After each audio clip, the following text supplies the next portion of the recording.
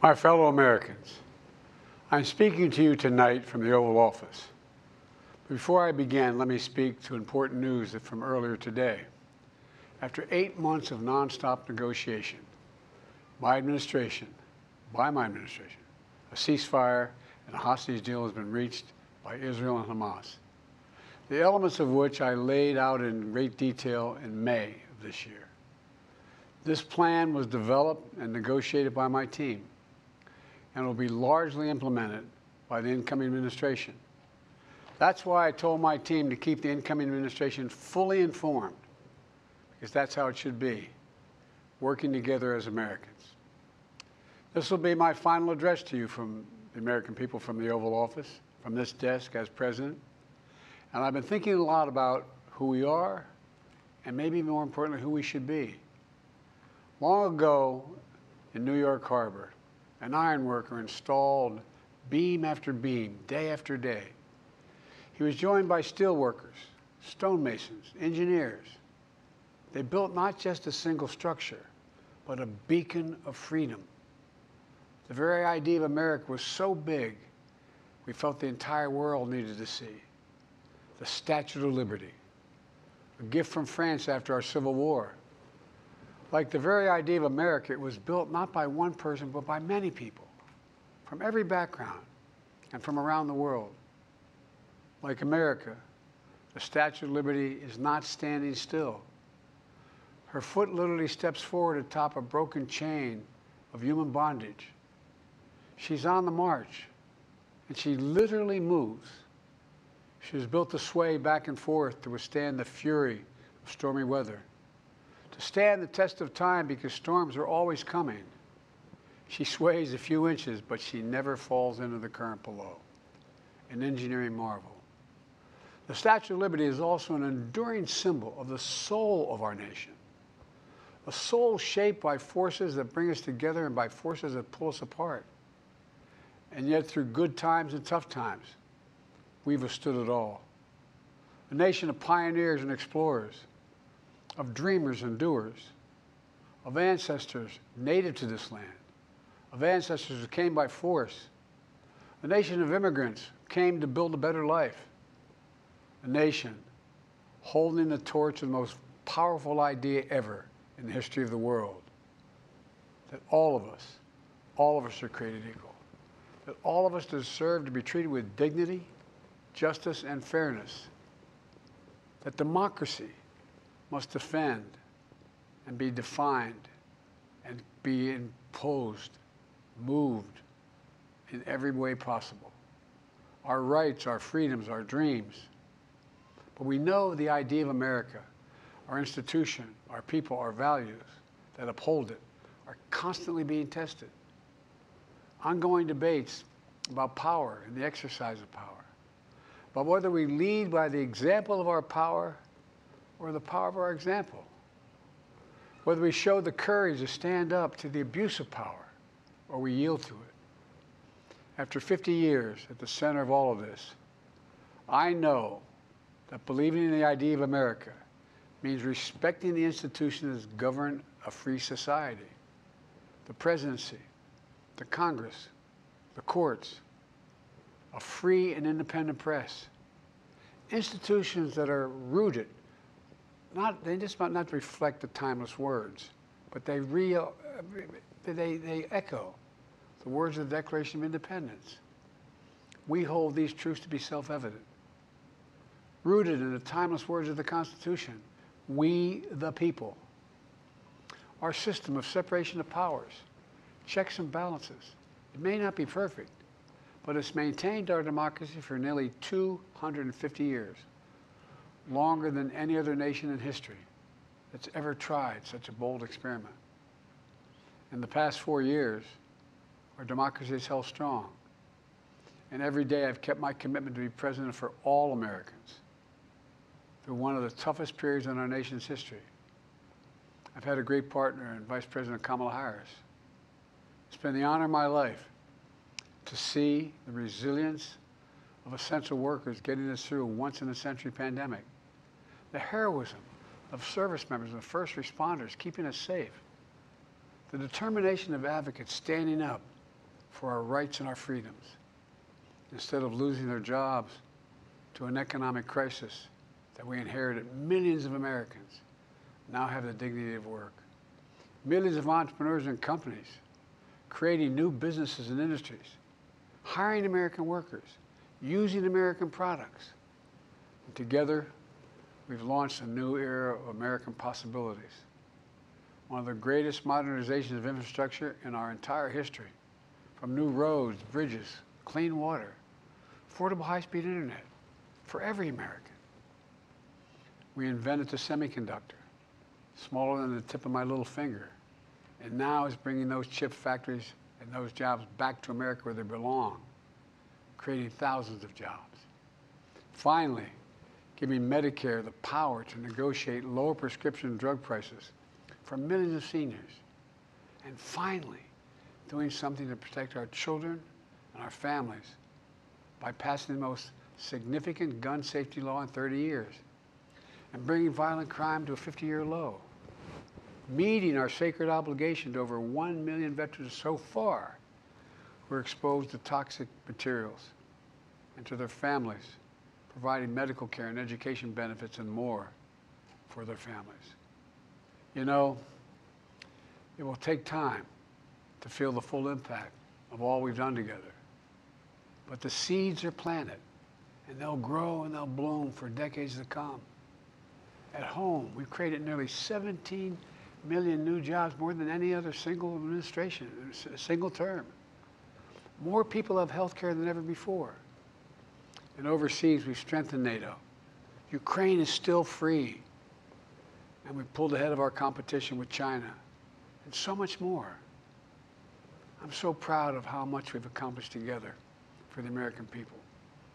And I wish the incoming administration success, because I want America to succeed. That's why I've upheld my duty to ensure a peaceful and orderly transition of power, to ensure we lead by the power of our example. I have no doubt that America is in a position to continue to succeed. That's why my farewell address tonight, I want to warn the country of some things that give me great concern. This is a dangerous and that's a dangerous concentration of power in the hands of a very few ultra-wealthy people. And the dangerous consequences if their abuse of power is left unchecked. Today, an oligarchy is taking shape in America of extreme wealth, power, and influence that literally threatens our entire democracy, our basic rights and freedoms, and a fair shot for everyone to get ahead. We see the consequences all across America, and we've seen it before, more than a century ago. But the American people stood up to the robber barons back then and busted the trusts. They didn't punish the wealthy. They just made the wealthy play by the rules everybody else had to. Workers want rights to earn their fair share.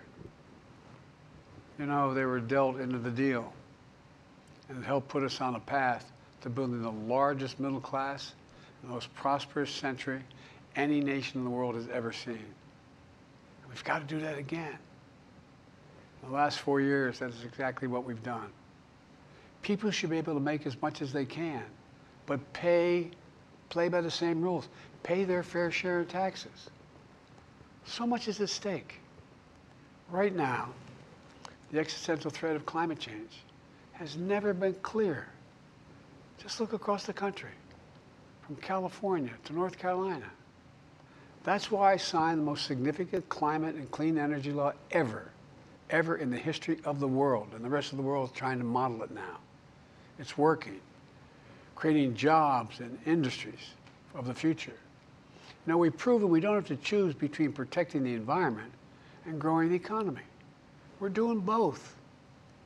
The powerful forces want to wield their unchecked influence to eliminate the steps we've taken to tackle the climate crisis, to serve their own interest for power and profit. We must not be bullied into sacrificing the future of our children and our grandchildren. We must keep pushing forward and push faster. There's no time to waste. It's also clear that American leadership in technology is an unparalleled source of innovation that can transform lives.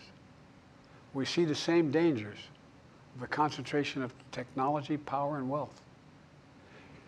You know, his farewell address, President Eisenhower spoke of the dangers of the military-industrial complex. He warned us then about, and I quote, the potential for the disastrous rise of misplaced power, end of quote.